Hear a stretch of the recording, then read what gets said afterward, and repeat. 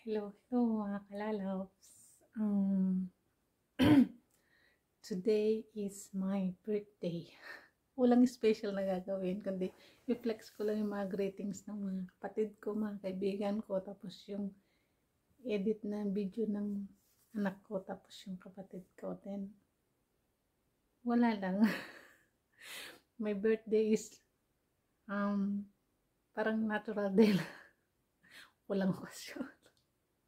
Siyempre, nandito tayo sa ibang bansa, hindi naman natin pwedeng celebrate kasi hindi naman tulad sa Pinas na pwedeng lumabas, mamalengke, magluto, ganyan. Wala.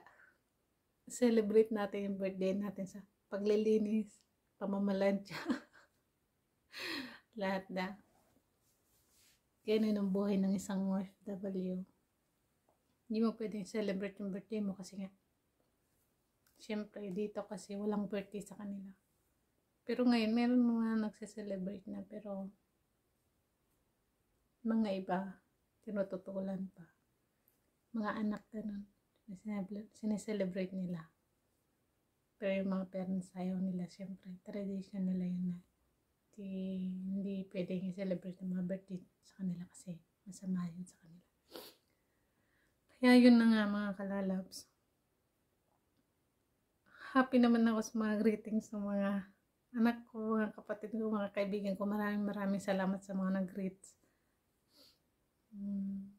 Tapos sa asawa ko, nalulungkot siya, sabi niya sa akin wala daw siyang regalo. Kahit di ko naman birthday, regalo naman siya ng regalo, di ba? Mga binibili na ano-ano para sa akin. Hindi naman importante yung regalo At least, importante na alala niya yung birthday ko. Lahat naman sila. Actually, 2 birthday ko. Meron pa sa March, kay mga nakakilala sa akin, mga kaibigan ko talaga, sabi nila, birthday mo na naman ngayon, tapos sa March, birthday mo na naman, sabi sa akin. Yun lang. Tapos, yun na nga. Back to trabaho na naman ako mamaya. Flex ko lang yung mga video ng mga anak ko nga. Natuwa lang ako sa mga edit na hindi na yata natulog.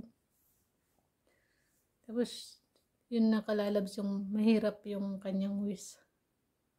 Kasi hindi natin alam kung matutuloy akong uuwi o hindi. Kasi, mura yung ticket na nabili ng amo ko. Sabi niya, wish niya lang daw, sana makauwi na siya. Para makasama na daw niya ako. Yan ang mahirap ipangako. Sa mga mahal mo sa buhay na naghihintay na sa'yo. Lalo na ngayon. Di pa nakatapos si COVID, meron na naman Omicron. Mio. Sana nga matuloy na ako itong pag-uwi ko para makasama ko naman na sila.